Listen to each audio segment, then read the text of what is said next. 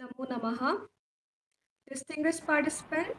a very warm welcome to session 18 of our year-long lecture series on the Indian knowledge system through the lens of Sri Aurobindo, organized by Guwahati University. We are again privileged to have with us today our esteemed speaker, Dr. Digamto Biswakarma sir, who is the professor of practice in Dibrugarh University. He was awarded doctorate degree from Assam University.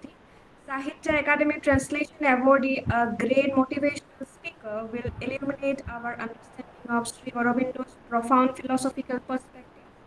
I extend my heartfelt gratitude to all the participants who have joined us this evening. Your presence and engagement make these discussions more meaningful. Thank you all for being here. With due honor, now I am handing over the mic to our honorable resource person. Sir, I request you to take over the session. Thank you. নমস্কাৰ আজি গোটেই অসমত বহু সময়লৈ net নাছিল গতিকে আৰু বহু স্থানত নেটৰ এতিয়াও অহা নাই গতিকে অলপ যোগদান তাকৰিয়া হ'ব but still we have to continue with our session and in last session we did discuss that we finally lost we means India finally lost in the military as well as diplomatic contest. And what was the consequence of this defeat? The defeat was India was overwhelmed, that the British were supreme. And our fourth phenomenon to asil, amar majot eta deep sense of inferiority. Deep sense of inferiority. Says Sri Ramswarup, when India finally realized that she had lost in the military and diplomatic contest, and the British were supreme, she was overwhelmed and filled with a deep sense of inferiority. Deep sense of inferiority. And tar pisot tekhete koisil je ei enekwa poristitit koise under such circumstances as it usually happens, other non-military forces came into play. Aru ene dhoronor poristitit kisuman অসামৰিক কিছুমান non military পৰিস্থিতিয়ে দেখা দিয়ে আৰু এই non military পৰিস্থিতিত কি হয় বিভিন্নজনে ভিন্ন ভিন্ন ধৰণে এই পৰিস্থিতিৰ মুখামুখি হৈছিল কৈছে কিছুমানে psychological rehabilitation in different ways some retiring into their shell becoming apathetic উদাসীন হৈ গলো আমি হামুকৰ দৰে হামুকে যেনেকে খোলাৰ ভিতৰত সোমাই যায় আমাৰ একাংশ মানুহ খোলাৰ ভিতৰত সোমাই গল আকো একাংশই কি এটা বুদ্ধি উলিয়ালে self respect through self repudiation অৰ্থাৎ ৰিপুডিয়েশন মানে নিজক অস্বীকাৰ কৰিলো আমি আমাৰ disowning nationhood and culture adopting the ways and attitudes of the victor saving self respect through self alienation আমি নিজক পৃথক কৰিলো আমি নিজক বিচ্ছিন্ন কৰিলো ভাৰতবৰ্ষৰ সংস্কৃতিৰ পৰা আৰু কিয় কৰিলো we adopted the ways and attitudes of the victors আৰু ৰামস্বৰূপে কৈছে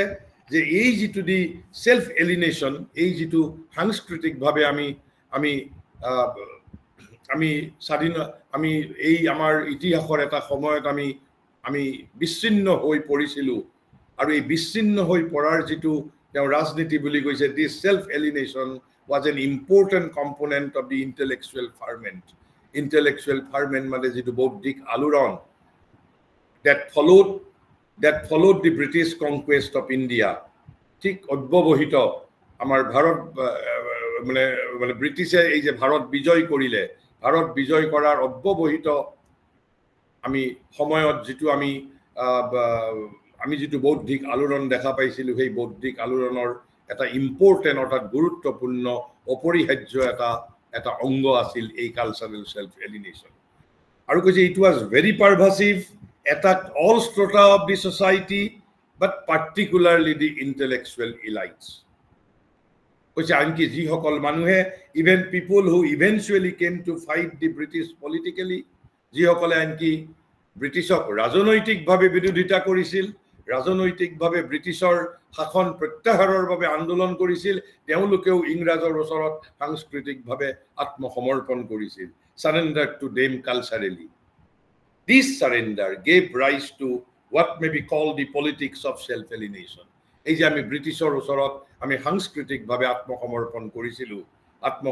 কৰিছিলো এই যেটো আত্মসমৰ্পণৰ যেটো আমাৰ ৰাজনীতি অৰ্থাৎ সাংস্কৃতিকভাৱে বিচ্ছিন্ন হৈ পৰাৰ এই যেটো ৰাজনীতি হৈছে ফেড বাই মেনি সোৰ্সেস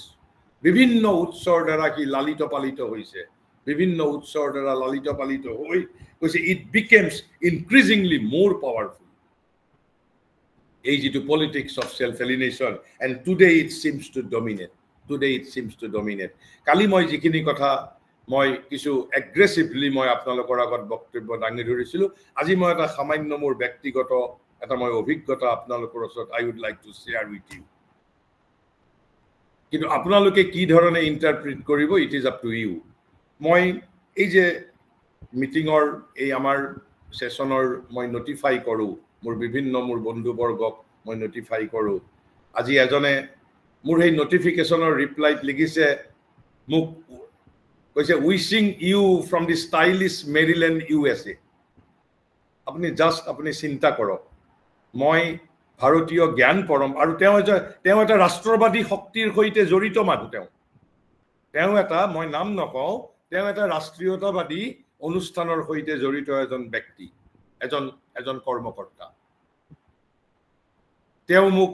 উত্তৰটো দিছে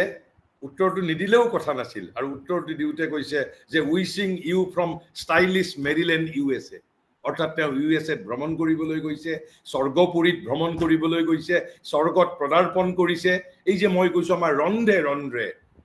ৰন্ধে গোলামী আমাৰ মাজত আছে উই হ্যাভ টু এডমিট আমাৰ মাজত মানে ভাৰতবৰ্ষৰ শিক্ষিত অভিজাত শ্ৰেণীৰ মাজত অতি শিক্ষিত অভিজাত শ্ৰেণীৰ মাজত ৰন্ধে ৰন্ধে গোলামীৰ মনোভাৱ এতিয়াও প্ৰবাহিত হৈ আছে আমাৰ অবচেতন মনত নহলে মোক এই মানুহজনে তেওঁ USA ফুৰিবলৈ গৈছে তেওঁ USA ৰ পৰা মোক যেটো শুভেচ্ছা জনাইছে মোৰ আজিৰ সত্ৰৰ মই জাননী দিয়াৰ পিছত wishing you from stylish Maryland USA what is this তেনেহলে এই যে ৰামস্বৰূপে 1984 চনত যিখিনি কথা লিখিছিল যে what may be called the politics of self alienation and fed by many sources it became increasingly more powerful today it seems to dominate এয়া হল এটা তত্ত্ব এই যে আমি ব্ৰিটিছৰ হাতত আমি ইসলামিক শক্তিৰ ওচৰত পৰাজিত হৈছিল তাৰ এয়া আছিল এটা পৰিণাম কালচাৰেল সেলফ এলিনেশন আৰু তাৰ বাবে আমি বিজয়ী ব্ৰিটিছক আমি ফলো কৰিছিল অনুসৰণ কৰিছিল শ্ৰী ৰামস্বৰূপে কৈছে বাই হোলসেল ইমিটেশন পাইকাৰী হাৰত আমি অনুসৰণ কৰিছো আজিও কৰি আছো এই মুহূৰ্তটো ভাৰতৰ অভিজাত শ্ৰেণীয়ে আমি পাশ্চাত্যক অনুসৰণ কৰি আছো কাৰণ আমি 200 বছৰ গোলাম আছিলো আমি গোলামৰ সন্তান আমি গোলামৰ সন্তান এই কথা অস্বীকাৰ কৰি লাভ নাই আৰু সেইভাবে we are refocusing on Indian knowledge system এয়া হল ৰামস্বৰূপৰ ব্যাখ্যা মহাৰিষি শ্ৰী অৰবিন্দই ইয়াতকৈ হাৰ্ড শব্দ ব্যৱহাৰ কৰিছে কঠোৰ শব্দ ব্যৱহাৰ কৰিছে মহাৰিষিয়ে কৈছে যে certain class of Indians are still hypnotized by European culture still hypnotized ৰামস্বৰূপে তো কৈছে যে we were overwhelmed self repudiation through self respect by wholesale imitation মহাৰিষিয়ে কৈছে we are hypnotized by the European culture কৈছে একাংশ ভাৰতীয় আৰু এই একাংশ ভাৰতীয় hypnotized but in all fields প্ৰতিটো ক্ষেত্ৰতে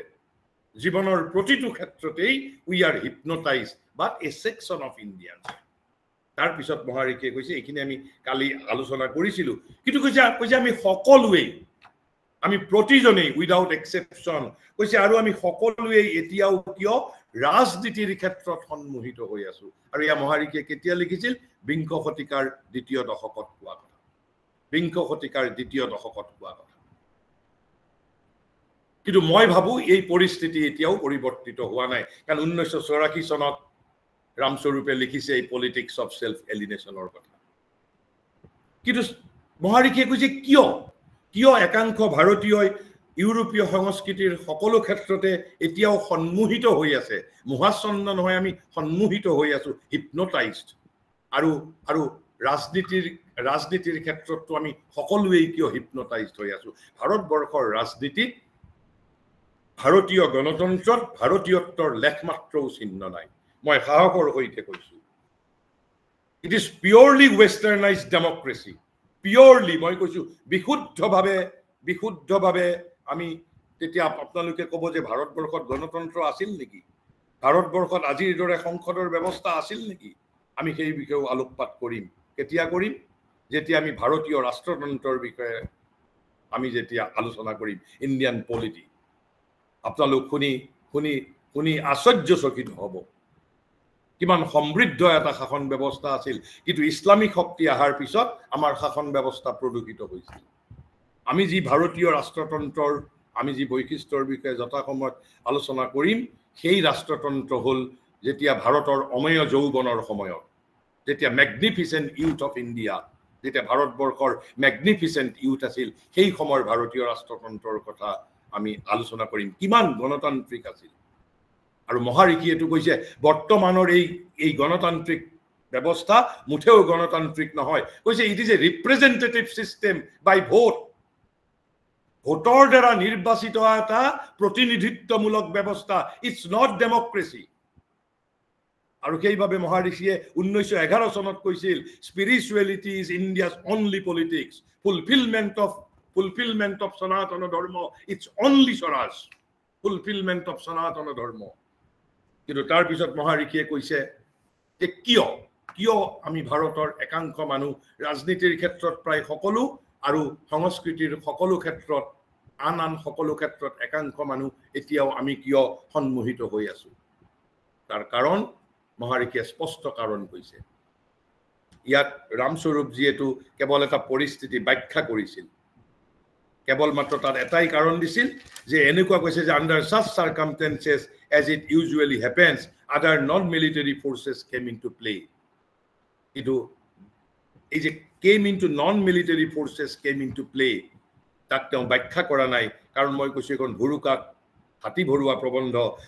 কিন্তু ইয়াত মহাৰিষিয়ে কিন্তু তাক ব্যাখ্যা কৰিছে তেওঁৰ ভাৰতৰ নৱজন্ম শীৰ্ষক 4টা প্ৰবন্ধ কি কৈছে তাৰ কাৰণ তেওঁবিলাকে ইউৰোপীয় সকলৰ ফালে দেখিবলৈ পাইছে সমস্ত শক্তি সমস্ত সৃষ্টি সমস্ত সক্ৰিয়তা কৈছে because they constantly saw all the power creation activity on the side of the Europe কোনে দেখা পাইছিল এইবোৰ অশিক্ষিত সমাজে নেকি নহয় ভাৰতৰ অভিজাত শিক্ষিত অতি শিক্ষিত শ্ৰেণীটোৱে ঠিক অশিক্ষিত শ্ৰেণীটোৱে এইবোৰ বুজি নাপাইছিল শিক্ষিত শ্ৰেণীটোৱে বুজি পাইছিল কৈছে তাৰ কাৰণ তেওঁবিলাকে ইউৰোপীয় সকলৰ ফালে দেখিবলৈ পাইছে সমস্ত শক্তি সমস্ত সৃষ্টি সমস্ত সক্ৰিয়তা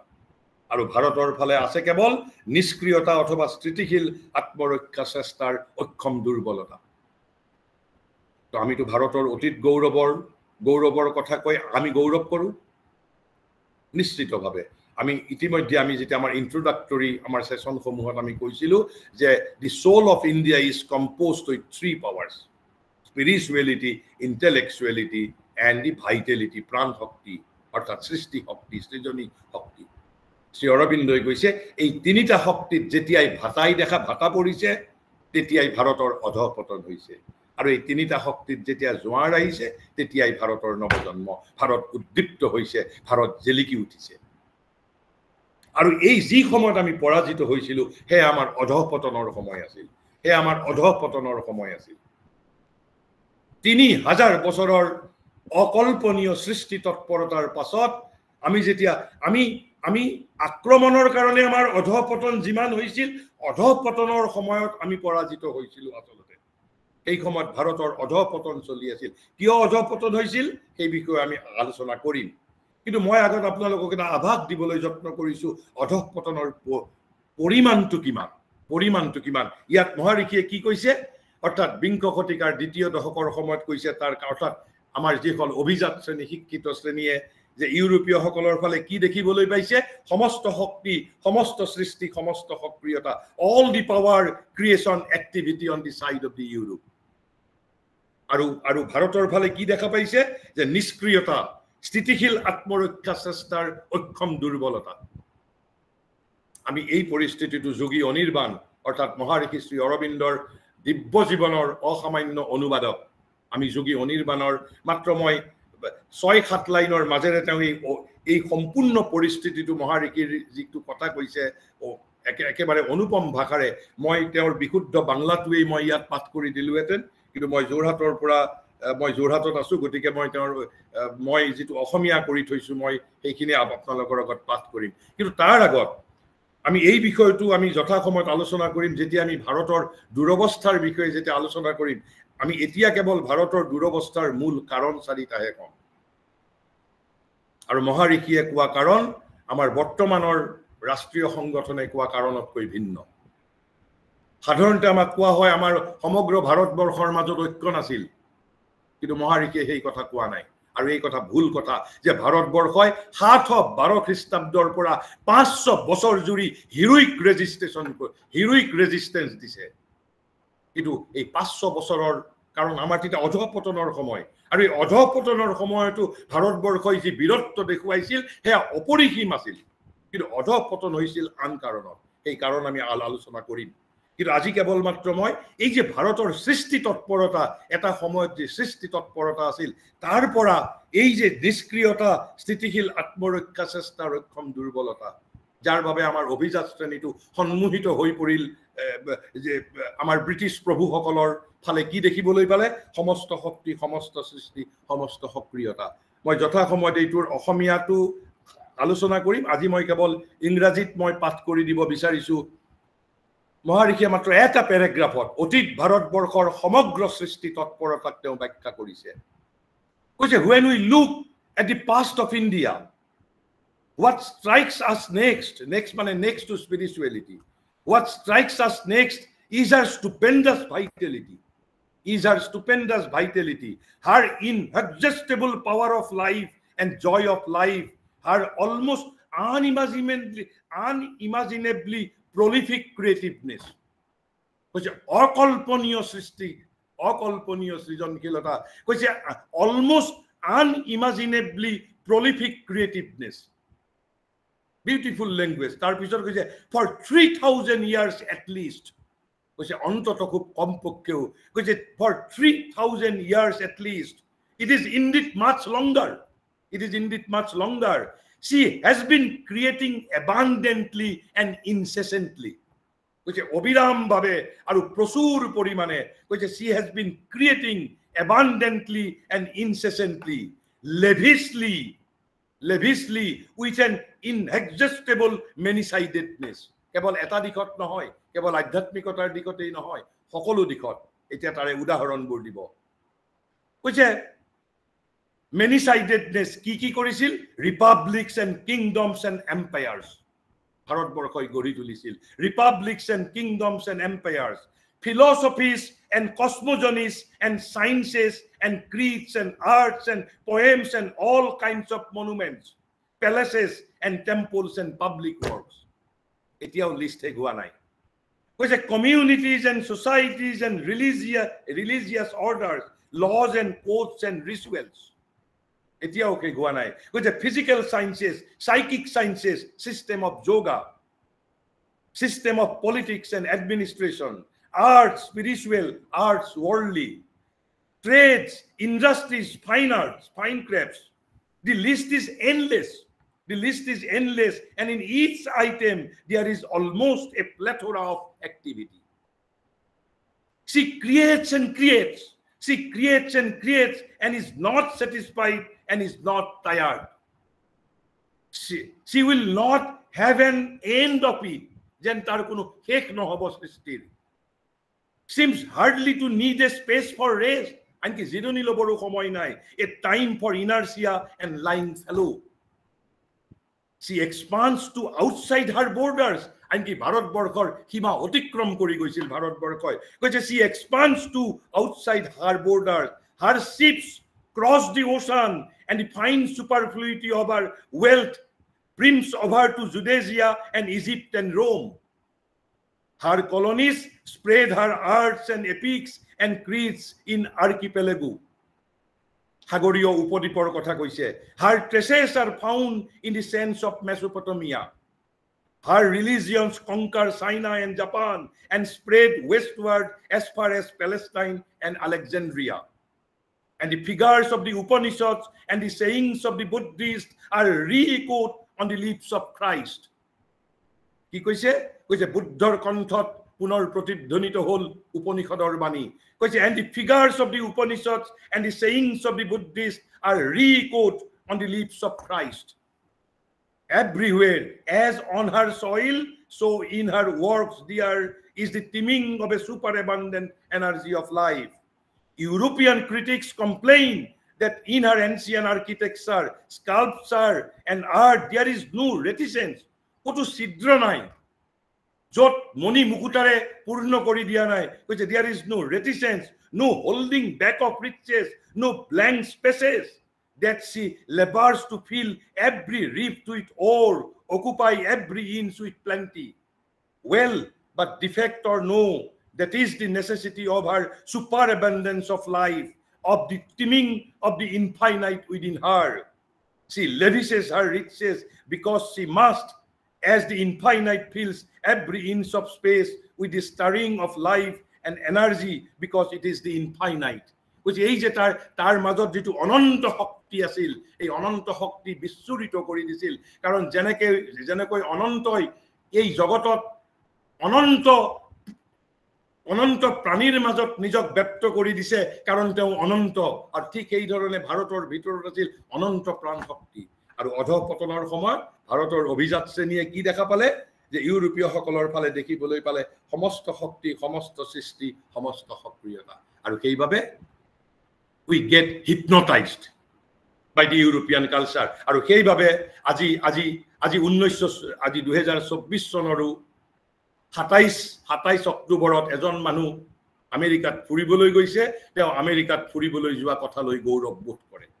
অকল এজনৰ ক্ষেত্ৰত নহয়, অভিজাত ভাৰতীয় শ্ৰেণীৰ প্ৰায় প্ৰতিগৰাকীয়ে. আপুনি যদি তামিলনাডুৰ এটা মন্দিৰ দৰ্শন কৰিবলৈ গৈছে, সেই মন্দিৰ দৰ্শন কৰা বুলি আপুনি নিশ্চয় কাকো কিজানি জাননী নিদিব. কিন্তু যদি আপুনি আমেৰিকাত যাওঁ, মই আমেৰিকাত গ'লে কিন্তু মই সমগ্ৰ পৃথিৱীক জনাই দিম যে মই আমেৰিকাত আহিছোঁ, স্বৰ্গপুৰীত আহিছোঁ, মৃত্যুৰ স্বৰ্গধামত আহি মই উপনীত হৈছোঁ. আৰু এইখিনি কথাই যে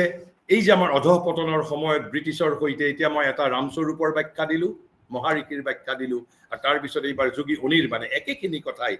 কোৱাৰ ভিন্ন ভিন্ন ধৰণ. অৰ্থাৎ এই যে অভিজাত শ্ৰেণীটো কি কাৰণে সন্মোহিত হৈছিল আৰু অভিভূত হৈ পৰিছিল. যোগী অনিৰ্বাণে লিখিছে, সেয়া এক যুগসন্ধি. এই ভাৰতবৰ্ষত, বিশেষকৈ এই বাংলাতেই প্ৰতিশ্ব আৰু প্ৰাচ্য ভাৱনাৰ মাজত এক সংঘাতে দেখা দিলে. প্ৰাচ্যৰ প্ৰজ্ঞাৰ শান্তি আছিল নিৰ্বীৰ্য স্তিমিত. এই যে অধঃপতনৰ সময়, নিৰ্বীৰ্য স্তিমিত যেন মুমূৰ্ষুৰ শান্তি. পাশ্চাত্যৰ প্ৰবল প্ৰাণ তাৰ ওপৰত জঁপিয়াই পৰিল, প্ৰাচ্য যেন দিশহাৰা হৈ গ'ল. তেতিয়া এই বাংলাতেই এগৰাকী মহামানৱৰ আবিৰ্ভাৱ হ'ল, যি প্ৰাচ্যৰ প্ৰজ্ঞাত স্থিত হৈ পাশ্চাত্য প্ৰাণৰ এই প্ৰত্যাহ্বান গ্ৰহণ কৰিলে. তেওঁ নব্য ভাৰতৰ উদ্গাতা ৰামমোহন, যাৰ মাজত আমি আধুনিক সমন্বয় ভাৱনাৰ গংগোত্ৰীক বিচাৰি পাওঁ. আচাৰ্য বজেন্দ্ৰনাথে যাৰ বিষয়ে কৈছিল দি ইউনিভাৰ্চেল মেন, তেওঁ আছিল প্ৰভাতী পক্ষী, জাগৰণৰ প্ৰথম কাকলি গায়েই গুচি গ'ল. তেওঁৰ প্ৰভাৱত নিজৰ দেশক আমি চিনি পালোঁ যিমান, বিদেশক চিনি পালোঁ ততোধিক. এই কথাত যেন অখণ্ড ভাৱনা অলপ চিৰাচিৰ হৈ গ'ল. অৱশ্যে এয়া স্বাভাৱিক, যিজন গভীৰ টোপনিত লালকাল তীব্ৰ বেগত ঠেলা এটা নামাৰিলে তেওঁ জাগি নুঠে. কৈছে তীব্ৰ বেগত ঠেলা এটা যদি নামাৰে, আমি সকলোৱে একোজন কুম্ভকৰ্ণ. অকল কুম্ভকৰ্ণই 6 মাহ শুই থকা বুলি কৈ আমি হাঁহিলে এয়া কেৱল প্ৰলাপ বাক্য হ'ব. We are all sleeping 24 hours. কৈছে অৱশ্যে স্বাভাৱিক, যিজন গভীৰ টোপনিত লালকাল তীব্ৰ বেগত ঠেলা এটা নামাৰিলে তেওঁ জাগি নুঠে. ৰামমোহনৰ পাছতেই আহিল ৰামকৃষ্ণ, যাৰ মাজত নব্য ভাৰতৰ পাছতেই আমি পালোঁ স্বচ্ছত ভাৰতক. পাশ্চাত্যৰ কোনো প্ৰভাৱেই তেওঁৰ ওপৰত পৰা নাই. তেওঁ সৰল মানুহ, সমগ্ৰ মানুহ, বাংলাৰ বাউলৰ দৰেই সমস্ত ইজিম বৰ্জিত সকলোৰে মনৰ মানুহ. তাৰ পাছত আহিল ৰামমোহন আৰু ৰামকৃষ্ণৰ সমন্বয়েৰে গঢ়ি উঠা প্ৰবুদ্ধ ভাৰতৰ তপবিগ্ৰহ বিবেকানন্দ, ৰোমাৰোলাৰ ভাষাত ইউনিভাৰ্চেল ছায়েন্স ৰিলিজনৰ প্ৰবক্তা। তাৰ পাছৰ পৰ্বত আহিল বিশ্বভাৰতীৰ স্বপ্ন পাগল বাংলাৰ আন এগৰাকী বাউল ৰবীন্দ্ৰনাথ, যি জাতিৰ সুপ্ত চৈত্য সত্তাক জগাই তুলিলে একতাৰাৰ জংকাৰত, আৰু এই ভাৰতৰ মহামানৱৰ সাগৰ তীৰত থিয় হৈ উদাৰ ছন্দে পৰমানন্দে নৰদেৱতাৰ বন্দনা গাই গল। অন্তিম পৰ্বত আহিল শ্ৰী অৰবিন্দ, ৰবীন্দ্ৰনাথে যাক স্বাগতম জনালে স্বদেশ আত্মাৰ বাণীমূৰ্তি ৰূপে। এই বাণী শাশ্বত ভাৰতৰ সেই বাণী যাৰ মাজত আছে বিশ্ব মানৱৰ অতিমুক্তি আৰু মহাসিদ্ধিৰ মন্ত্ৰ, এক নৱসৃষ্টিৰ ব্ৰাজ্যিতি। এনেদৰে মাথো অৰ্ধ শতিকাৰ ভিতৰতে এই বাংলাই শ্ৰী ৰামকৃষ্ণৰ পৰা শ্ৰী অৰবিন্দলৈকে চাৰিগৰাকী ৱৰ্ল্ড প্ৰফেটৰ বাণী বিশ্বত বিয়পাই দিছে, এক নেপথ্য শক্তিৰ অমুখ প্ৰেৰণাত। এয়া বাংলাৰ মহাগৌৰৱ আৰু মহাদায়ু। ইয়াৰ পাছত যদি বাংলাৰ মৃত্যু হয় দুখ নকৰো, বাংলা বাচি থাকিব ইয়াৰ বাণীৰ মাজত। কিন্তু শ্ৰী অৰবিন্দই কৈছে বাংলাৰ মৃত্যু নহয়, বাংলাৰ কাম এতিয়াও সমাপ্ত হোৱা নাই। বিবেকানন্দৰ মাজত ভাৰতবৰ্ষৰ অধ্যাত্ম চেতনাই এক নতুন গতি ললে, প্ৰজ্ঞাৰ সতে বিজড়িত হৈ পৰিল প্ৰাণ। যি পাশ্চাত্যৰ প্ৰবল প্ৰাণ জপিয়াই পৰিছিল, যাৰ বাবে আমি দিশহাৰা হৈ গৈছিলো। বিবেকানন্দই ৰোগৰ কাৰণ বুজি পাইছিল, প্ৰাণৰ সঞ্চাৰ কৰিবলৈ আহিছিল। Vivekananda was the vibhuti of divine dynamism, প্ৰাণ শক্তিৰ তেওঁ বিভূতি আছিল। ভাৰতীয় জাতিৰ মাজত তেওঁ প্ৰাণ শক্তি সঞ্চাৰ কৰাৰ বাবে ভাৰতবৰ্ষত বিভূতি হিচাপে দেখা দিছিল। কৈছে বিবেকানন্দৰ মাজত ভাৰতবৰ্ষৰ অধ্যাত্ম চেতনাই এক নতুন গতি ললে, প্ৰজ্ঞাৰ সৈতে বিজড়িত হৈ পৰিল প্ৰাণ, ব্ৰহ্মৰ সৈতে জাগিল দেখাত্মবোধ। শ্ৰীকৃষ্ণৰ গীতা নতুনকৈ সাৰ্থক হবলৈ ধৰিলে আমাৰ মাজত। ঋষি বংকিমে দেশক মাতিলে মা বুলি, শ্ৰী অৰবিন্দই কলে মোৰ বাবে দেশ মাতো মাটি নহয়, দেশ চিন্ময়ী, দেশ মা। দুৰ্গাস্তোত্ৰত এই মাতৃকেই তেওঁ বন্দনা কৰিলে। তেওঁৰ কণ্ঠত পুনৰ শুনিবলৈ পালো ঋষি অথৰ্বাৰ সেই শাশ্বত বেদবাণী, মাতা ভূমি পুত্ৰু অহং পৃথিৱী, ভূমি মোৰ মা, মই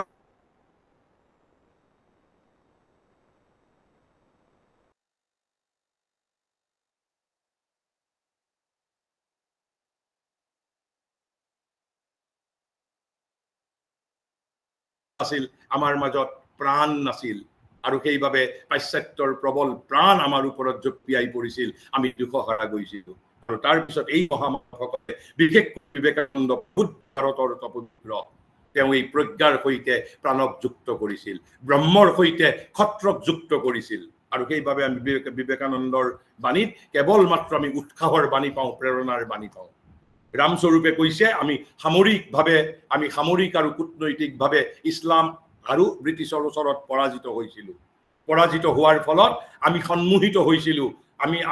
আমি অভিভূত হৈ পৰিছিলো, আৰু আমাৰ মাজত ডিপ সেন্স অফ ইনফেৰিয়ৰিটি, হীনমন্যতা। কাৰ মাজত? ভাৰতবৰ্ষৰ শিক্ষিত শ্ৰেণীটোৰ মাজত, অভিজাত শ্ৰেণীটোৰ মাজত, অতি শিক্ষিত অভিজাত শ্ৰেণীটোৰ মাজত। অশিক্ষিত ভাৰতীয়সকল ভাৰতবৰ্ষৰ প্ৰতি প্ৰত্যাহ্বান নহয়, ভাৰতবৰ্ষৰ পৰা বিচ্ছিন্ন নহয়, কেৱল মাত্ৰ এইটো সমগ্ৰ পৃথিৱীৰ ভিতৰত অভিনৱ বৈশিষ্ট্য যে পৃথিৱীৰ কোনো দেশৰ কোনো শিক্ষিত শ্ৰেণী নিজৰ দেশৰ সংস্কৃতিৰ সৈতে সাংস্কৃতিকভাৱে বিচ্ছিন্ন নহয়। কেৱল ভাৰতবৰ্ষৰ অতি শিক্ষিত শ্ৰেণী এই শিক্ষিত শ্ৰেণী ভাৰতবৰ্ষৰ পৰা বিচ্ছিন্ন হৈ আছে। আৰু বৰ্তমান কৈছে it seems to dominate today, এই যে পলিটিক্স অফ সেলফ এলিনেশন। তাৰপিছত মহাঋষিয়ে কাৰণ কৈছে যে আমি তেতিয়া আমাৰ অধঃপতনৰ সময়, আমি পাশ্চাত্যৰ ফালে সমগ্ৰ সৃষ্টি, সমগ্ৰ শক্তি, সমগ্ৰ এক্টিভিটি, তৎপৰতা দেখিবলৈ পাইছো। কোনে? আমাৰ অভিজাত শ্ৰেণীটোৱে। কিন্তু ভাৰতবৰ্ষৰ ফালে কি দেখা পাইছে? ভাৰতবৰ্ষৰ ফালে দেখা পাইছে কেৱল মাত্ৰ নিষ্ক্ৰিয়তা, স্থিতিশীল আত্মৰক্ষা চেষ্টাৰ অক্ষম দুৰ্বলতা। আৰু সেইবাবে শ্ৰী অৰবিন্দইটো আটাইতকৈ টান শব্দ ব্যৱহাৰ কৰিছে। যদি অনিৰ্বাণে কৈছে আমি দিশহাৰা হৈ গৈছিলো, আৰু ৰামস্বৰূপে কৈছে আমি অভিভূত হৈ পৰিছিলো। হোলচেল ইমিটেশ্যন, পাইকাৰী হাৰত আমি ব্ৰিটিছক অনুসৰণ কৰিবলৈ লৈছিলো। আৰু মহাৰিকিয়ে কৈছিলে we got hypnotized by European culture. কিন্তু গোটেইখিনি এই তিনিওজনৰে কথাৰ যদি সুৰ কিন্তু একেটা সুৰেই, তিনিওজনৰ কথাৰ মাজত আমি অলপ সূক্ষ্মভাৱে তিনিটা ভিন্ন কথাৰ প্ৰতি আমাৰ দৃষ্টি আকৰ্ষণ কৰিছে। কিন্তু প্ৰশ্ন হ'ল এই যে আমাৰ মই যিটো ভাৰতবৰ্ষৰ সমৃদ্ধ সৃষ্টি তৎপৰতাৰ যিটো এটা বৰ্ণনা দিলো ভৱিষ্যতে আমি এইখিনি কথা আৰু আলোচনা কৰিম মই মোৰ অসমীয়া যিটো ট্ৰান্সলেশ্যনৰ সৈতে য'ত তেওঁ ভাৰতবৰ্ষৰ আধ্যাত্মিকতাৰ বৰ্ণনা দিছে ভাৰতবৰ্ষই আধ্যাত্মিকতাৰ সৈতে কি কৰিছিল ভাৰতে নিজৰ প্ৰাণ শক্তিৰ সৈতে কি কৰিছিল আৰু ভাৰতৰ সমৰ্থ বুদ্ধিয়ে কি কাম কৰিছিল আমি তিনিটাৰে হিচাপ ল'ম তিনিটাৰে হিচাপ দিম আৰু কিন্তু সেই অৱস্থাৰ পৰা ভাৰতবৰ্ষৰ অধঃপতন কিয় হ'ল আৰু কিয় অধঃপতন হ'ল আজি কেৱল মাত্ৰ আমি চাৰিটা কাৰণ মহাৰিষিয়ে কৈছে সেই চাৰিটা কাৰণ কেৱল মাত্ৰ আমি ইয়াত আলোচনা কৰিম আৰু এই অধঃপতন হোৱা বাবেই we are trying to refocus on Indian knowledge system. We are trying to reawaken our elite section. We are trying to awaken our educated society. আৰু সেইবাবে আমি বিশ্ববিদ্যালয়ত ভাৰতীয় জ্ঞান পৰম্পৰাৰ আলোচনা কৰাৰ বাবে চেষ্টা কৰিছো গাঁৱত গৈ নহয় অশিক্ষিতসকলৰ মাজত নহয় শিক্ষিতসকলৰ মাজত ভাৰতীয় জ্ঞান পৰম্পৰাৰ বিষয়ে আলোচনা কৰাৰ বাবে বিশ্ববিদ্যালয় অনুদান আয়োগে কৈছে কাৰণ এতিয়া ভাৰতবৰ্ষৰ সকলোৱে জানে আমাৰ যিসকল অতি শিক্ষিত যিসকল অভিজাত একেবাৰে উচ্চ ডিগ্ৰীলৈ যিসকল অতি শিক্ষিত তেওঁলোক এতিয়াও হাৰ্ভাৰ্ড কেম্ব্ৰিজ অক্সফোৰ্ডৰ প্ৰতি মুহান্ধ hypnotized by Oxford Harvard and Cambridge আৰু সেইবাবে we are trying to consciously আমি জানি বুজি we are trying to reawaken our elite section আমি কেৱল মাত্ৰ আজি চাৰিটা হোৱাই আমাৰ এই ইলাইট ছেকশ্যনটো কিয় মহাচ্ছন্ন হৈছিল আমি তাৰ কথা আলোচনা কৰিলো কিন্তু আমাৰ অধঃপতনৰ সময়তহে আমি ইছলাম আৰু ব্ৰিটিছৰ হাতত পৰাজিত হৈছিলো কিন্তু আমাৰ অধঃপতন কিয় হৈছিল এই অধঃপতনৰ বিষয়ে আমি বিস্তাৰিতভাৱে আলোচনা কৰিম যেতিয়া আমি ভাৰতৰ নৱজন্মৰ বিষয়ে আমি যেতিয়া আলোচনা কৰিম কিন্তু আজি কেৱল মাত্ৰ মই চাৰিটা কাৰণ কওঁ এই কাৰণকেইটা আমি ব্যাখ্যা নকৰো শ্ৰী অৰবিন্দই কৈছে কিন্তু ভাৰতৰ দুৰৱস্থাৰ মূল হেতু এক উদাৰ তথা বিস্তৃত অধ্যাত্ম প্ৰেৰণাৰ সংকোচন আপোনালোকে প্ৰথমতে মই কৈছো ফৰ্মুলা এটাই স্পিৰিচুৱেলিটি ইন্টেলেকচুৱেলিটি ভাইটেলিটি এই তিনিটাত যেতিয়াই ভাটা পৰিছে তেতিয়াই ভাৰতৰ অধঃপতন হৈছে আৰু এই তিনিটাত যেতিয়াই জোৱাৰ আহিছে তেতিয়াই ভাৰত উদ্দীপ্ত হৈছে ভাৰত জিলিকি উঠিছে সেইভাবে কৈছে যে কলে উদাৰ তথা বিস্তৃত অধ্যাত্ম প্ৰেৰণাৰ সংকোচন এই যে উদাৰ আৰু বিস্তৃত অধ্যাত্ম প্ৰেৰণা তাৰ মানে কি আপোনালোকে অলপ অপেক্ষা কৰিব লাগিব আমি যথা সময়ত এটো আলোচনা কৰিম ইংৰাজীত কৈছে but the root of the matter was dwindling of the spiritual impulse dwindling of the spiritual impulse in its generality and broadness মই এটা কেৱল আভাস দিছো আগতো মই আভাস দিছো এই ব্ৰহ্ম সত্য জগত মিথ্যা আৰু সৰ্বংখলবিদং ব্ৰহ্মন এই দুটাৰ মাজত যি পাৰ্থক্য তাৰ কাৰণে তাতেই কোনটো উদাৰ অধ্যাত্ম প্ৰেৰণা আৰু কোনটো একদেশীয় কোনটো ওয়ান সাইডেড আমি পৰৱৰ্তী সময়ত আলোচনা কৰিম আৰু কিয় হৈছিল মই ইতিমধ্যে অলপ আভাস দিছো আমি আৰু বিস্তৃতভাৱে আলোচনা কৰিম দ্বিতীয়টো পাৱাৰ ভাৰতৰ কি আছিল ইন্টেলেকচুৱেলিটি কৈছে সতেজ মুক্ত তথা সতেজ বুদ্ধিবৃত্তিৰ হ্ৰাস আমি আজিও ভাৰতবৰ্ষত আমি চিন্তা কৰিবলৈ ভয় কৰো জ্ঞানক ভয় কৰো জ্ঞানৰ পৰা আঁতৰত থাকিব বিচাৰো বিশেষকৈ আমাৰ অতি শিক্ষিত সমাজ জ্ঞানৰ পৰা পলাই ফুৰিবলৈ বিচাৰে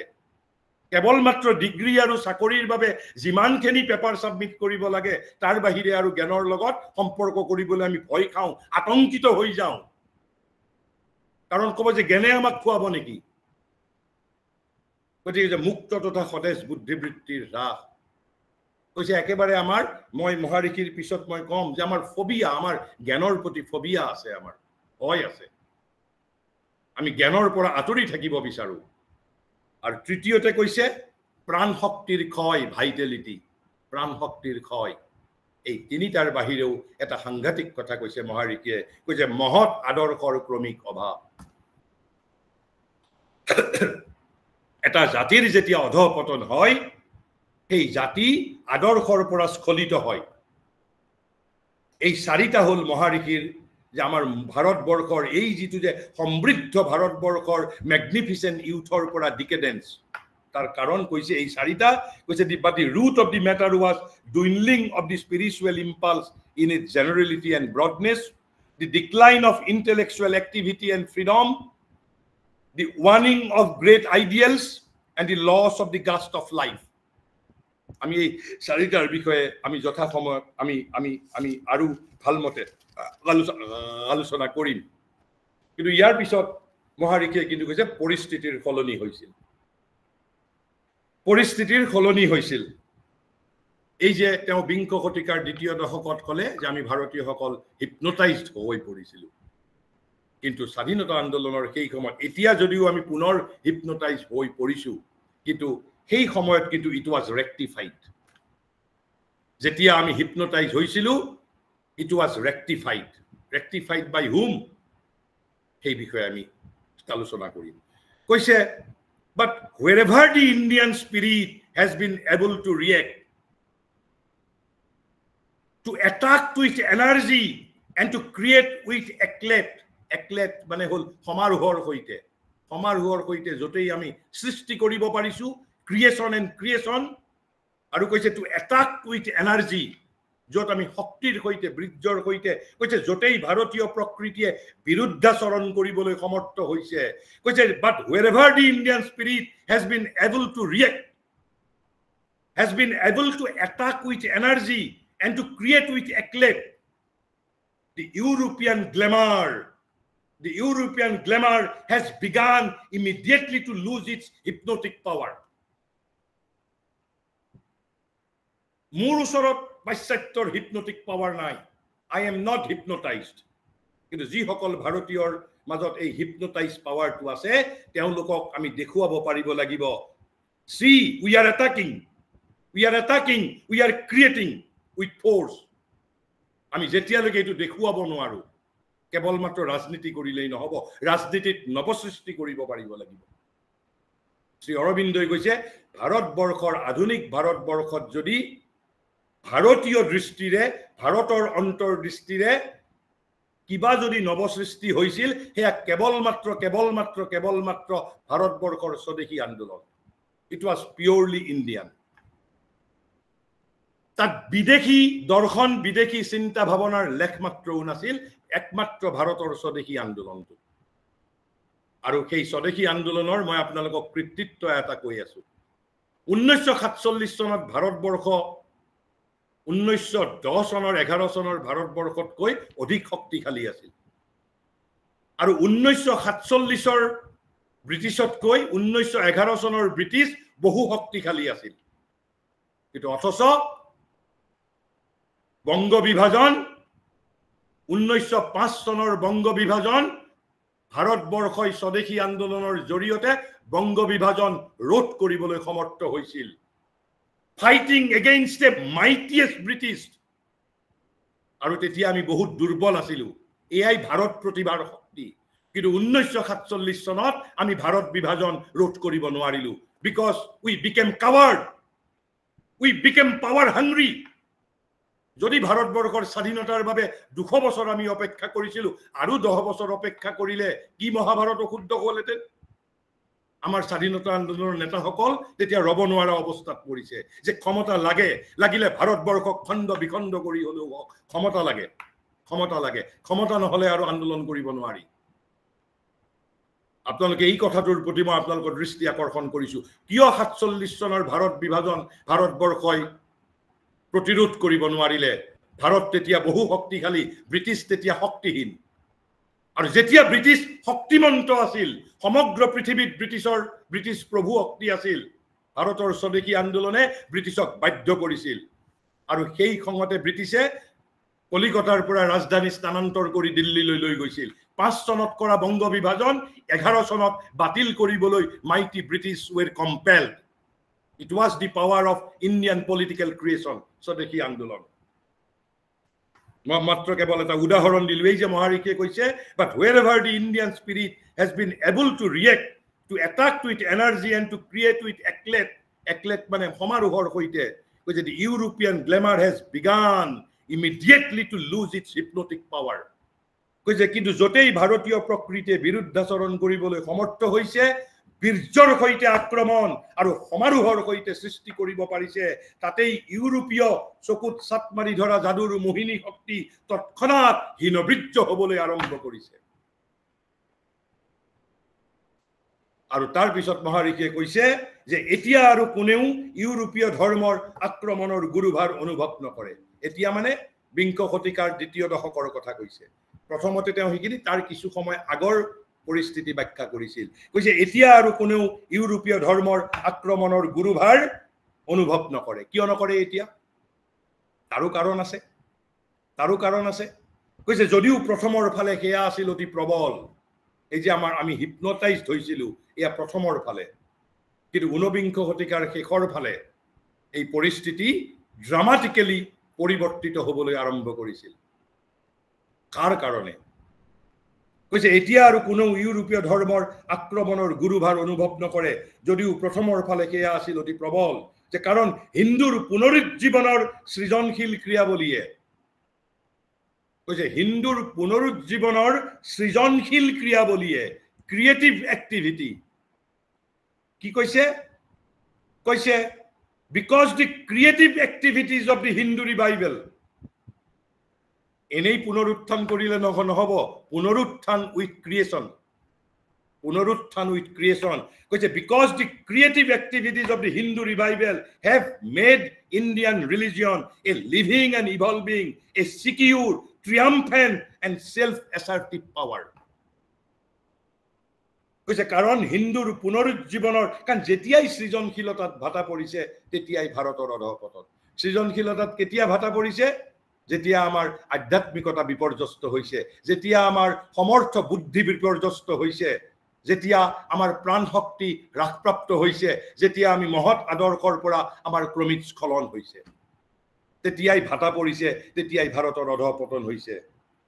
আৰু সেইভাবে কৈছে কাৰণ হিন্দুৰ পুনৰুজ্জীৱনৰ সৃজনশীল ক্ৰিয়াৱলীয়ে ভাৰতীয় ধৰ্মক এক সজীৱ বিকাশশীল নিৰাপদ বিজয়ী আৰু আত্মপ্ৰতিষ্ঠা সমৰ্থ শক্তিত পৰিণত কৰিছে কৈছে যদিও প্ৰথমৰ ফালে হেয়া আছিল অতি প্ৰবল কিন্তু এতিয়া আৰু কোনো ইউৰোপীয় ধৰ্মৰ আক্ৰমণৰ গুৰুভাৰ অনুভৱ নকৰে No one now feels the weight of the religious assault from Europe, which was very powerful at the outset, because the creative activities of the Hindu revival had made Indian religion a living and evolving, a secure, triumphant and self-assertive power. Kune korisil kintu nije hoisil negi konobai daitto noluakoi nije hoisil negi it was the direct intervention of the divine mother India কিন্তু কেনেকে কার জৰিয়তে mother India x throw হার instrument Shri অরবিন্দই কৈছে দুটা ঘটনাই কৈছে এই যে আমি হিপনোটাইজড হৈ আছিলো দুটা ঘটনাই ৰাতিৰ ভিতৰত ভাৰতবৰ্ষৰ পৰিস্থিতি পৰিৱৰ্তন কৰি দিছিল আমাৰ আধুনিক অভিজাত শ্ৰেণীটোৱে কিন্তু বিশ্বাস নকৰিব নানান যুক্তি তৰ্ক দেখুৱাব কিন্তু সৌভাগ্যবশত তাৰ প্ৰমাণ মজুত আছে মই কম মহাৰিষিয়ে কৈছে but the seal was put to this work by two events একেবাৰে স্পষ্ট কথা কৈছে তেওঁ দুটা ঘটনাই পৰিস্থিতিৰ পৰিৱৰ্তন কৰি দিছিল from decadence to reawakening first was the theosophical movement. What is this theosophical movement? যদিও তাৰ কিছু ড্ৰবেক আছিল কিন্তু but at that point of time theosophical movement আমাক tremendously helped us in our reawakening. মই এই বিষয়ে কি ত্ৰুটি আছিল যদি আমাৰ যদি এই বক্তৃতা শৃংখলাৰ মাজত যদি সুযোগ সুবিধা হয় আমি আলোচনা কৰিম আৰু নিশ্চয় হ'ব বুলি মই ভাবিছো কিন্তু সেই সময়ত কিন্তু আমাক ৰিএৱেকেনিংৰ ক্ষেত্ৰত প্ৰথম যেটো ঘটনাই সহায় কৰিছিল থিওসফিক্যাল মুভমেন্ট কি আছিল এই যে ভাৰতবৰ্ষৰ স্থিমিত প্ৰজ্ঞাক আধুনিক বিজ্ঞানৰ ভাষাত ভাৰতবৰ্ষৰ অধ্যাত্মক আধুনিক বিজ্ঞানৰ ভাষাত উপস্থাপিত কৰিবলৈ থিওসফিক্যাল মুভমেন্টে প্ৰয়াস কৰিছিল It was almost a synthesis between Indian spirituality and the modern science. যদিও theosophical movement eventually it failed. এয়া এটা পৃথক কথা কিন্তু আমাক সেই সময়ত কিন্তু আমাক সহায় কৰিছে First was the theosophical movement. আৰু সেকেন্ডটো কি ঘটনা মই বাৰে বাৰে কৈছো 19বিংশ শতিকাৰ একেবাৰে শেষ প্ৰান্তত শেষৰ ফালে পৰিস্থিতিৰ পৰিৱৰ্তন হৈছিল আৰু দ্বিতীয়টো মহাৰিকে কৈছে and the appearance of Swami Vivekananda at Chicago এই কথাটোৱে আধুনিক ভাৰতীয়ই আধুনিক শিক্ষিত ভাৰতীয়ই বিশ্বাস নকৰিব কিয় এজন মানুহে চিকাগোত এটা ভাষণ দিবলৈ গৈছে এটা ভাষণে সমগ্ৰ জাতিক পৰিৱৰ্তিত কৰিছে ইয়েস ৰাতাৰাতিৰ ভিতৰত আৰু যদি কোনোবা শিক্ষিত ইলাইতে যদি এই কথাৰ প্ৰতিবাদ কৰে তেনেহলে তেওঁ ৰামকৃষ্ণ মিছনত গৈ যাব পাৰে সেই সময়ৰ বাতৰি কাকত মজুত আছে তেওঁলোকে যিমান গৱেষণা কৰে গৱেষণা কৰিব পাৰিব 1993 চনৰ 12 ছেপ্টেম্বৰৰ পৰা 11 ছেপ্টেম্বৰ বিবেকানন্দ ভাষণ দিছে 12 ছেপ্টেম্বৰৰ পৰা ভাৰতবৰ্ষ হতোৎসাহিত ভাৰতবৰ্ষ পুনৰ নৱজাগ্ৰত ভাৰতীয় জাতিলৈ ৰূপান্তৰিত হৈছিল ৰাতাৰাতি নিশাটোৰ ভিতৰতে এয়া পৃথিৱীৰ ইতিহাসত অভূতপূৰ্ব ঘটনা মই কোৱা নাই এয়া মহাৰিষিয়ে কৈছে তেওঁৰ লিখিত ষ্টেটমেন্ট কৈছে but the seal was put to this work by two events the Theosophical movement and the appearance of Swami Vivekananda at Chicago কিয় তাৰ কাৰণ কি তাৰোটো কাৰণ লাগিব তাৰ পিছত মহাৰিষিয়ে তাৰ কাৰণ কৈছে for these two things showed the spiritual ideas for which India stands no longer on their defense কৈছে যি শক্তিৰ ওপৰত ভাৰত প্ৰতিষ্ঠিত হৈছে কি শক্তিৰ ওপৰত ভাৰত নিজৰ অধ্যাত্ম শক্তিৰ ওপৰত পুনৰ দণ্ডায়মান হৈছে আৰু কৈছে this power যে India stands no longer on their defense Bharat আৰু এতিয়া আত্মৰক্ষা পৰায়ণ নহয় তেনেহলে ভাৰত কি কৈছে ভাৰত এতিয়া আক্ৰমণাত্মক হৈ উঠিছে আৰু সেই আক্ৰমণাত্মক যেটো আন্দোলন আৰম্ভ কৰিছিল একমাত্ৰ স্বামী বিবেকানন্দই কিন্তু বিবেকানন্দৰ অন্তৰালত কোন আছিল ওই অশিক্ষিত ব্ৰাহ্মণ it was all due to illiterate Ramakrishna Paramahansa because he represented the eternal India শাশ্বত ভাৰতবৰ্ষ বিবেকানন্দই সেইভাবে নিজৰ বাবে একো দাবী কৰা নাই কৈছে তেওঁৰ যি কৰিছে এয়া সমগ্ৰ তেওঁৰ গুৰুৰ দান অশিক্ষিত গুৰুৰ দান আৰু এই কথাও আমাৰ ইন্টেলেকচুৱেল ইলাইট সকলে বিশ্বাস নকৰিব because they are intellectual elite they are educated কৈছে but aggressive কৈছে India stands no longer on their defense but aggressive and invading the materialized mentality of the Occident কৈছে পাশ্চাত্যৰ জড়বাদী মনোভাৱক ভাৰতবৰ্ষই আক্ৰমণ কৰিবলৈ আৰম্ভ কৰিছে কৈছে দুটা ঘটনাই এই কাৰ্যত নিজ নিজ প্ৰচন্ন শক্তিৰ চিহ্ন ৰাখি থৈ গৈছে এটা থিওসফিক্যাল সোসাইটিৰ আন্দোলন আৰু আনটো চিকাগো ধৰ্ম মহাসভাত স্বামী বিবেকানন্দৰ আত্মপ্ৰকাশ কিয়নো যি শক্তিৰ ওপৰত ভাৰতে থিয় দিছে এই দুটা ঘটনাই সেই আধ্যাত্মিক ভাৱধাৰাকেই প্ৰকাশ কৰিছে এতিয়া ভাৰত মাথো আৰু আত্মৰক্ষা পৰায়ণ নহয় ভাৰত আক্ৰমণশীল হৈ উঠিছে আৰু পাশ্চাত্যৰ জড়বাদী মনোভাৱক আক্ৰমণ কৰিছে গতিকে মই এই যিখিনি আপোনালোকক ভাৰত আমি কিয় হিপনোটাইজ হৈছিলো কিয় আমি দিশহাৰা হৈছিলো অনিৰ্বাণৰ ভাষাত কিয় আমি মহাৰিষিৰ ভাষাত হিপনোটাইজ হৈছিলো আৰু অনিৰ্বাণৰ আৰু ৰামস্বৰূপৰ ভাষাত কিয় we got overwhelmed আমি কিয় ইনফেৰিয়ৰিটি ডিপ সেন্স অফ ইনফেৰিয়ৰিটিৰ দ্বাৰা we suffered কিয় self respect through self repudiation wholesale imitation মই এই কথাখিনি ব্যাখ্যা কৰি কিন্তু পৰিস্থিতিৰ পৰিৱৰ্তন কোনে কৰিছিলে দুটা ঘটনাই এটা হল থিওসফিক্যাল মুভমেন্ট আৰু এটা হল চিকাগোত স্বামী বিবেকানন্দৰ আত্মপ্ৰকাশ আপোনালোকে হয়তো বহুতে জানে চিকাগোত বিবেকানন্দই এয়া ভগৱত যদি নিয়তি নিৰ্দিষ্ট নাছিলেই বিবেকানন্দক চিকাগো ধৰ্ম মহাসভাই বক্তৃতা দিবলৈ নিমন্ত্ৰণ কৰা নাছিল তেওঁ বিনা নিমন্ত্ৰণে গৈছিল আৰু বিনা নিমন্ত্ৰণে গৈ চিকাগো ধৰ্ম মহাসভা আয়োজন কৰিছিল খ্ৰীষ্টান শক্তিয়ে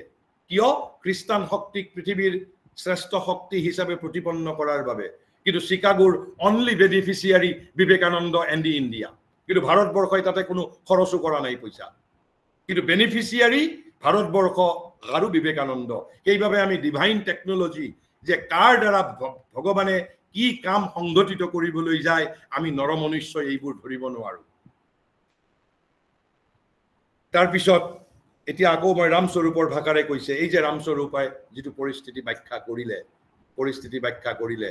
তেওঁ এটা বেলেগ ধৰণে ব্যাখ্যা কৰিছে কথাখিনি একেখিনি কথাই ইয়াত যেনিবা শ্ৰী অৰবিন্দই থিওসফিক্যাল মুভমেন্ট আৰু স্বামী বিবেকানন্দৰ আত্মপ্ৰকাশক গুৰুত্ব দিছে ৰামস্বৰূপে একেখিনি কথাকে আন অলপ ভিন্ন ভাষাৰে কৈছে এই যে আমি অভাৰৱেলমড হলো সেলফ ৰিপুডিয়েশন আত্ম অস্বীকাৰ কৰিলো পাইকাৰী হাৰত ব্ৰিটিছক আমি অনুসৰণ কৰিলো কাৰণ ব্ৰিটিছ বিজয়ী আছিল তেওঁলোকৰ আচাৰ আচৰণ আমি অনুসৰণ কৰিবলৈ ললো আৰু কিছুমানে হামুকৰ দৰে নিজৰ খোলাৰ ভিতৰত সোমাই গল বিকেম এপেথেটিক উদাসীন হৈ গল কিন্তু তাৰ পিছৰ পৰিস্থিতি যিটোকে আমি নৱজীৱনৰ যুগ বুলি কৈছো দি পিৰিয়ড অফ ৰেনেসান্স ৰামস্বৰূপৰ ভাষাত আমি মহাৰিষিৰ ভাষাত আমি মহাৰিষিৰ দৃষ্টিৰে পিছত আলোচনা কৰিম যেতিয়া ভাৰতৰ নৱজন্মৰ বিষয়ে আমি আলোচনা কৰিম ইয়াত মই বৰ্তমান আলোচনা কৰিছো why we are refocusing on Indian knowledge system what is its relevance what is its contemporary universal relevance and importance আমি সেই বিষয়টো ভিন্ন ভিন্ন প্ৰেক্ষাপটৰ পৰা আলোচনা কৰিবলৈ যত্ন কৰিছো So Ramswarup continues, but when the initial shock was over, অর্থাৎ এটা কৈছে and the military presence became less obtrusive মানে ঠিক চকুত ধৰা ধৰণৰ আৰু হৈ নাথাকিল and কৈছে যে and some kind of civic life return অৰ্থাৎ সকলোৱে নিজৰ ৰিহেবিলিটেশন বিচাৰি পালে কিছুমান এপেথেটিক হল কিছুমানে ব্ৰিটিছক স্বীকাৰ কৰি ললে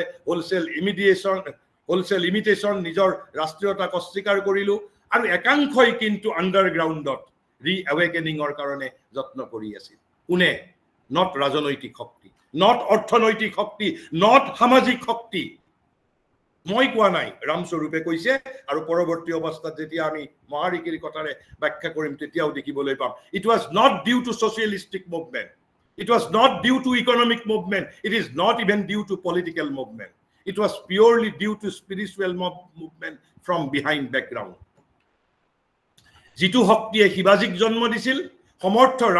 সমৰ্থ ৰামদাসৰ কথা কল্পনা নকৰাকৈ আমি শিৱাজীৰ কথা কল্পনা কৰিব নোৱাৰো আৰু সেইভাবে বিবেকানন্দই বাৰে বাৰে এটা কথা কি কৈছে dilute the land with spiritual ideas other ideas will follow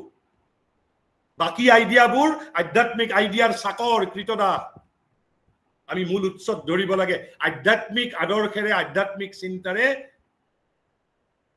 বিবেকানন্দই কৈছে ভাৰতবৰ্ষক প্লাবিত কৰি দিয়া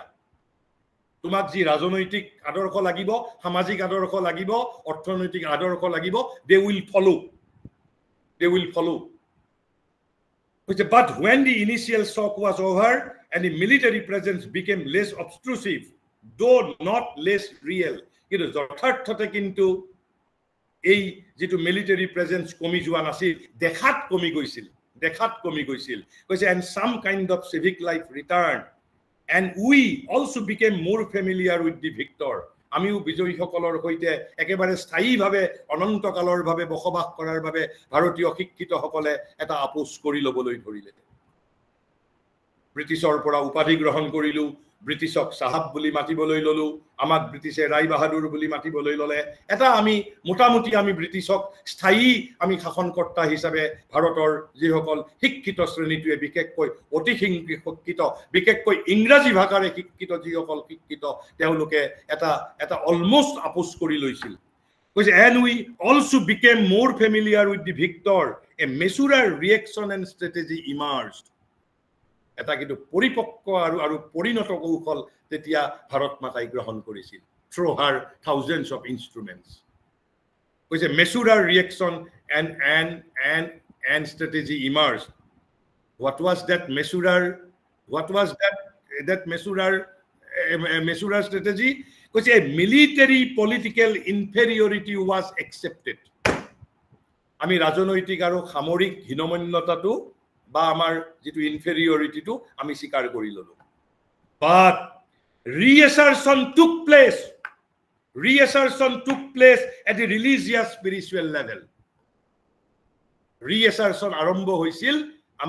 আমাৰ religious spiritual levelৰ পৰা not from political platform not from social platform not from social reform mission it was purely purely from the level of religious and spiritual level. But the reassertion took place at the religious spiritual level. This reassertion was the beginning of greater things in future. A reassertion jitu atma pratishta ami nijok pratishta korar babe jitu prokriya it was the beginning of greater things in future. It was to sustain us even in our political struggle.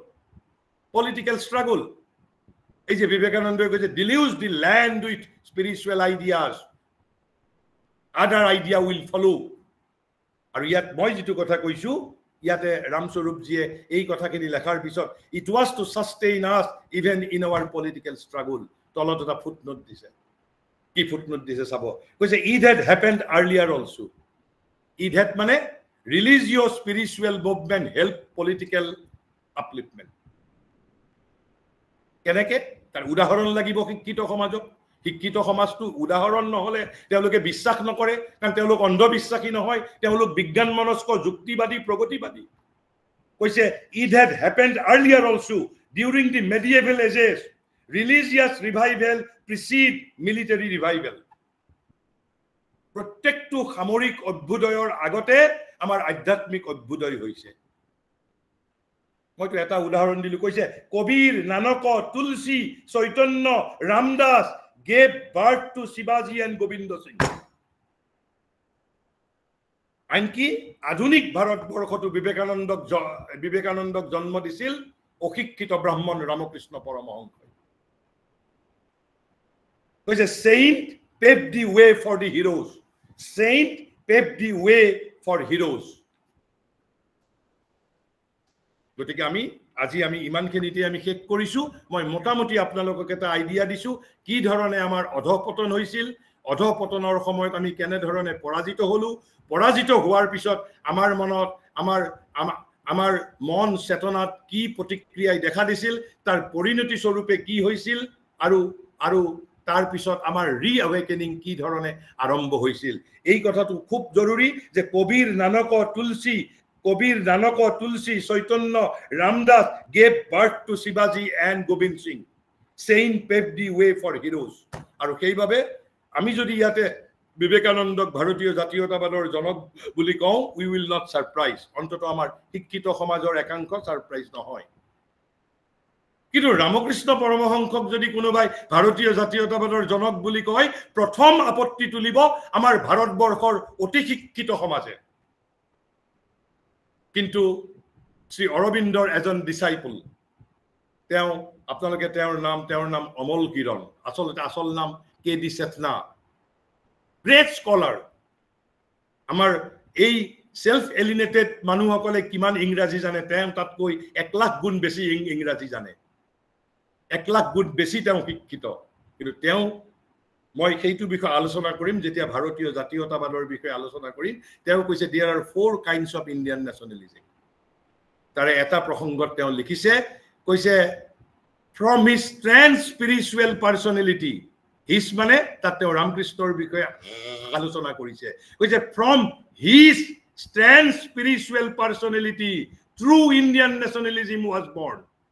আনকি ৰামকৃষ্ণ মিছনেও এই দাবী কেতিয়াও কৰা নাই কিন্তু পণ্ডিচেৰী শ্ৰী অৰবিন্দ আশ্ৰমৰ এই KD সেথনা তেওঁক নাম দিছিল শ্ৰী এই অৰবিন্দই অমল কিৰণ তেওঁ ইমানেই অমল আছিল তেওঁৰ নাম দিছিল অমল কিৰণ আৰু তেওঁ লিখি থৈ গৈছে দি from his trans spiritual personality true Indian nationalism was born আৰু এই কথা বিবেকানন্দই নিজে স্বীকাৰ কৰি গৈছে বিবেকানন্দই কৈছে মই কেৱল মাত্ৰ মই গুৰুৰ mission I am carrying out his mission only his mission মানে his guru's mission আৰু যেতিয়া তেওঁ খোদা হৈছে what was your guru's mission বিবেকানন্দই উদাত্ত কণ্ঠে কৈছে regeneration of my motherland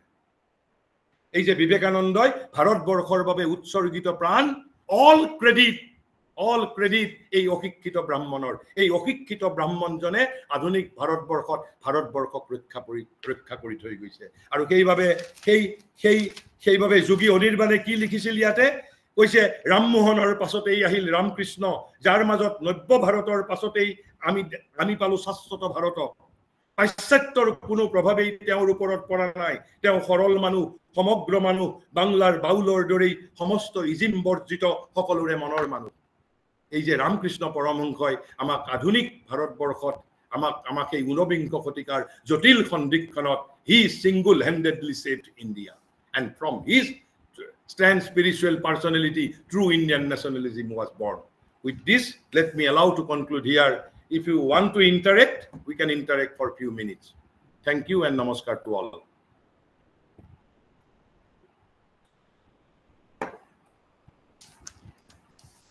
কোনোবাই যদি কিবা আলোচনা কৰিব বিচাৰে আমি কৰিব পাৰো অলপ সময়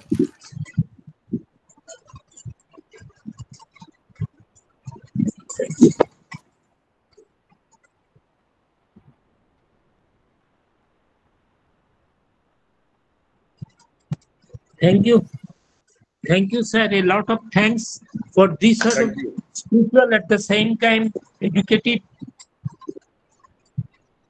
style. Thank you. আৰু কোনোবাৰ কিবা মন্তব্য ক'ব লগা আছে নমস্কাৰ দিগন্ত দা হয় মই সহদেৱ নমস্কাৰ হয় মোৰ এটা প্ৰশ্ন আছে হয় আমি সকলোৱে জানো যে আধ্যাত্মিকতা হল আমাৰ ভাৰতবৰ্ষৰ প্ৰাণ হয় আজিৰ দিনত এই আধ্যাত্মিকতাটোৰ আমি কেনেদৰে আমাৰ ৰাষ্ট্ৰৰ নিৰ্মাণত ৰাষ্ট্ৰৰ পুনৰুত্থানত আমি লগাব পাৰিম আমি এই বিষয়টো মই আপোনাক এতিয়া আলোচনা নকৰো কিন্তু মই খালি এটাই আভাস দিছো শ্ৰী অৰবিন্দই কৈছে spirituality is the master key of Indian mind spirituality is India's only politics fulfilment of Sanatana Dharma is only Swaraj আধ্যাত্মিকতাৰ বাহিৰে ভাৰতবৰ্ষৰ কোনো কামেই নাই আৰু সমগ্ৰ পৃথিৱীৰ ভিতৰত ভগৱানে ভাৰত জননীয়ে ভাৰতবৰ্ষক এই দায়িত্বটো দিছে কিন্তু ভাৰতবৰ্ষৰ এই আধ্যাত্মিকতাটো সপোনৰ ভোজবাজিৰ দৰে শূন্যত উপজে বুলি আমি নকওঁ এই আধ্যাত্মিক শক্তিৰ সৈতে ভাৰতৰ আৰু দুটা শক্তি আছিল এটা হ'ল সমৰ্থ বুদ্ধি আৰু এটা হ'ল প্ৰাণ শক্তি সৃজনী শক্তি এই তিনিটা শক্তিত কেনেকে আমি যেতিয়া ভাৰতৰ নৱজন্মৰ বিষয়ে আলোচনা কৰিম আধ্যাত্মিকতাই এই যে আমি আধ্যাত্মিক আদৰ্শৰ দ্বাৰা ভাৰতবৰ্ষৰ পুনৰুত্থান whether it is practical or not practical এই যে আপুনি আজি আমি যিটো প্ৰশ্ন কৰিছো আমি আধ্যাত্মিকতা সন্দৰ্ভত আমি যে সন্দিহান হৈছো তাৰ কাৰণ এই যে মহাৰিষিয়ে ক'লে এই যে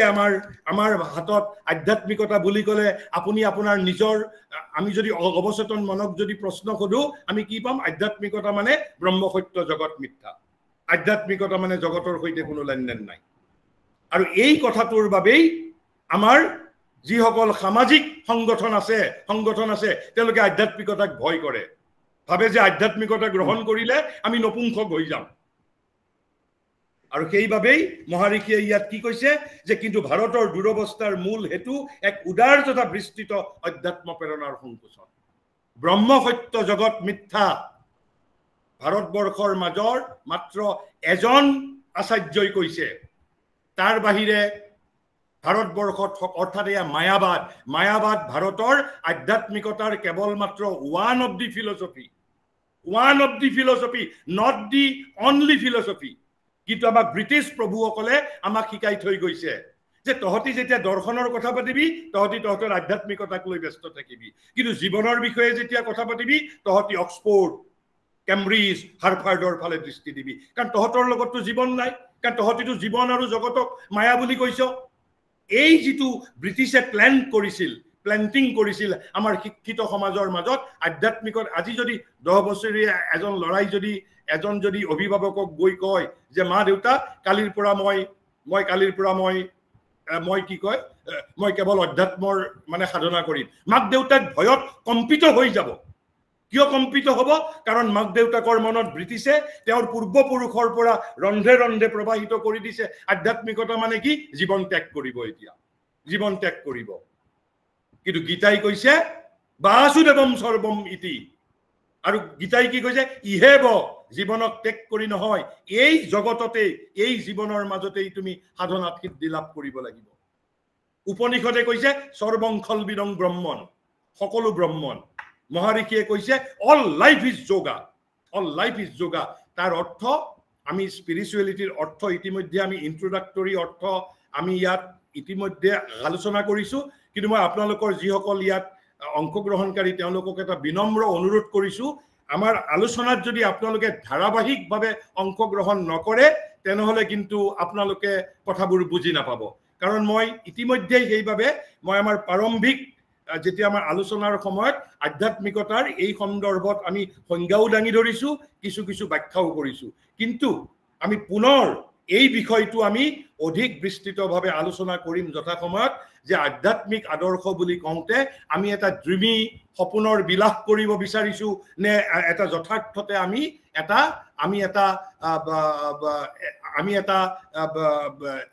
এটা বাস্তৱসন্মত আদৰ্শৰ কথা কৈছো সেই বিষয়ে আমি পৰৱৰ্তী সময়ত আলোচনা কৰিম কিন্তু তাৰ আগত মই যিসকল সামাজিক সংগঠন আছে তেওঁলোকৰ দৃষ্টতাক এটা মই প্ৰত্যাহ্বান জনাইছো তেওঁলোকে মোক এটা প্ৰশ্নৰ উত্তৰ দিয়ক যে ভিতৰত পুহি দুষ্ট পিশাচ বাহিৰত আকে মোহিনী কলাৰ ছবি কোনে কৈ গৈছে অম্বিকা গিৰিয়ে কৈ গৈছে তাৰমানে ভিতৰত দুষ্ট পিশাচ পুহিও বাহিৰত মোহিনী কলাৰ ছবি আঁকিব পাৰি কিন্তু ভিতৰত পুহি দুষ্ট পিশাচ আমি এখন সমৃদ্ধ ভাৰতবৰ্ষ গঢ়ি তুলিব পাৰিম আৰু যদি নোৱাৰো তেনেহলে ভিতৰৰ দুষ্ট পিশাচ কোনে নোহোৱা কৰিব মোৰ সামাজিক দৰ্শনে নে আমাৰ ৰাজনৈতিক দৰ্শনে নে অৰ্থনৈতিক দৰ্শনে নে পদাৰ্থ বিজ্ঞানে নে নৃতত্ত্বই নে আমাক ৰাজনীতিৰ শিক্ষাই মোৰ ভিতৰৰ দুষ্ট পিশাচ নোহোৱা কৰিব পাৰিব মই প্ৰত্যাহ্বান জনাইছো এটা প্ৰদূষিত অন্তৰৰ সৈতে আমি এখন প্ৰদূষণমুক্ত পৃথিৱী জানো গঢ়ি তুলিব পাৰিম আৰু মোৰ হৃদয়ক যদি প্ৰদূষণ মুক্ত কৰিব লাগে কোনে পাৰিব ফিজিক্সে পাৰিব নে কেমিষ্ট্ৰিয়ে পাৰিব নে মেথমেটিক্সে পাৰিব নে সোশিয়েল সংগঠনে পাৰিব নে কোনে পাৰিব সেই প্ৰশ্ন আপোনালোকে অলপ মননশীলতাৰে আপোনালোকে তাক অনুধাৱন কৰিবলৈ যত্ন কৰক আকৌ মহাৰিষিয়ে কৈছে এ পাৰফেক্টেড world cannot be created by man or composed of men who are themselves imperfect মানুহৰ দ্বাৰা আমি পাৰফেক্ট মানুহ গঢ়ি তুলিব নোৱাৰো কিন্তু ইম্পাৰফেক্ট মানুহক পাৰফেক্ট কৰিব কোনে ইম্পাৰফেক্ট মানুহক পাৰফেক্ট কৰাৰ ক্ষমতা নো হাউ টেকনলজি কাৰ হাতত আছে আমাৰ পদাৰ্থ বিজ্ঞানীৰ হাতত নাই সামাজিক সংগঠনৰ হাতত নাই ৰাজনীতি বিজ্ঞানৰ হাতত নাই নৃতত্ত্বৰ হাতত নাই গণিত শাস্ত্ৰৰ হাততো নাই কাৰ হাতত আছে আপোনালোকে বিবেচনা কৰক পৰৱৰ্তী সময়ত আমি এই বিষয়টো আলোচনা কৰিম আৰু কোনোবাই কিবা ক'ব ঠিক আছে দাদা ধন্যবাদ আৰু কাৰোবাৰ কিবা ক'ব লগা আছে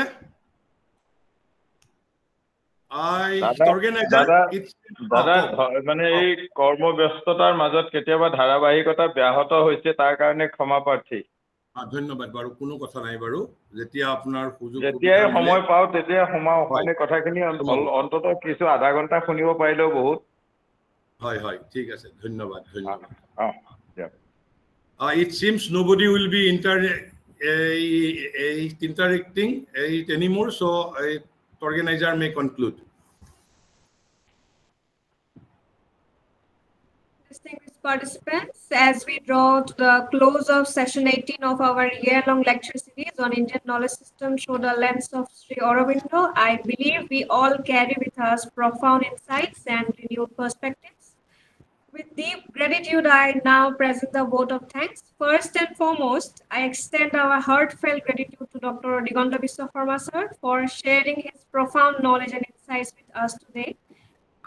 Your enlightening speech has enriched our understanding immensely. Thank you, sir. We are grateful to Guwahati University for organizing this meaningful lecture series that helps preserve and promote our rich intellectual heritage. Special